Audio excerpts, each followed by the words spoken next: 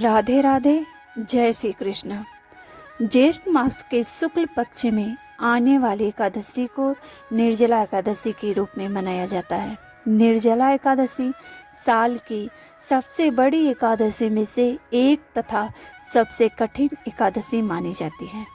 तो चलिए हम पूजा शुरू करते हैं। सबसे पहले हम एक चौकी लेंगे, उसके ऊपर साफ सुथरा कपड़ा बिछाएंगे। फिर हम भगवान विष्णु की फोटो या मूर्ति लेंगे। अगर भगवान विष्णु आपके पास नहीं है उनको फोटो मूर्ति, तो आप लड्डू गोपाल तथा श्री कृष्ण की भी मूर्ति रख सकते हैं। तो सबसे पहले हम यहाँ लड्डू गोपाल तथा भगवान विष्णु मूर्ति दोनों जन स्नान कराएंगे। फिर दीप प्रज्वलित करेंगे। दीप प्रज्वलित करने के बाद हम यहाँ लड्डू गोपाल को इत्र लगाएंगे तथा वस्त्र धारण कराएंगे। अब हम विष्णु भगवान की मूर्ति की स्थापना करेंगे। तो हाँ, नीचे आप पुष्प या सफ़ेद तिल जरूर रखें। इस दिन चावल नहीं चढ़ा जाता। यहाँ सुपारी में हमने कलावा लपेट के गणपति जी को भी स्थापित कर दिया है, नीचे सफ़ेद तिल रख के। इस दिन घड़े का दान बहुत महत्वपूर्ण माना जाता है।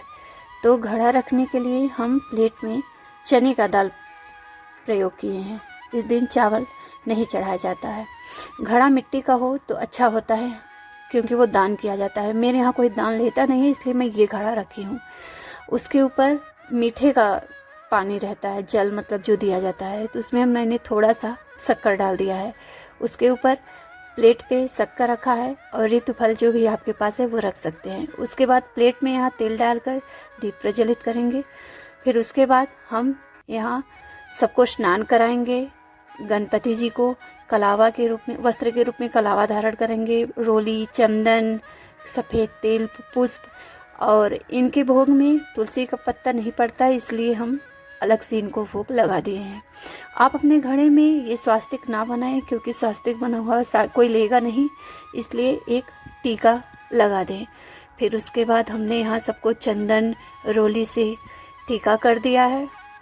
टीका करने के बाद फिर यहाँ हम ऋतुफल जो भी हैं उनको चढ़ाएंगे। इस दिन कच्चे आम, कच्चे कैरी का बहुत महत्वपूर्ण माना जाता है। तो अगर आपके पास कच्ची कैरी हो तो उसको ज़रूर चढ़ाएं। कच्ची कैरी निर्जला एकादशी के दिन बहुत महत्वपूर्ण माना गया है। आप कथा में पढ़ेंगे तो उसमें लिखा भी है। तो यहाँ हम सबको पुष्प अर्पित करेंगे, सारे भगवान को। फिर हम यहाँ लड्डू गोपाल के पास कच्ची कैरी उनको भोग लगाएंगे। उसके बाद मेरे पास जो भी फल है ऋतुफल, उनका भोग लगाएंगे। भोग लगाने के पास सारे भोग में तुलसी की पत्ती ज़रूर डालें, क्योंकि बिना तुलसी की पत्ती के वो भोग नहीं करते हैं। तो यहाँ मैंने सबको भोग लगा दिया है, तुलसी की पत्ती भी डाल दिया है। और यहाँ लड्डू गोपाल के पास भी तुलसी की पत्ती और विष्णु भगवान के पास भी तुलसी की पत्ती जरूर रखें। हाथ में सफ़ेद तिल, तुलसी की पत्ती लेकर हम संकल्प करेंगे तथा भगवान के पास छोड़ देंगे।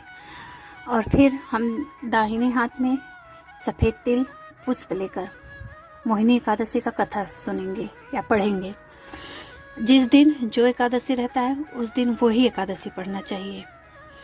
कथा में अगर आप निर्जला एकादशी का कथा पढ़ेंगे तो उसमें लिखा है कि कच्चे आम को ज़रूर से चढ़ाना चाहिए, और बहुत लोग अपने मुंह में डाल के रखते हैं तथा उसका स्वाद भी नहीं लेते हैं।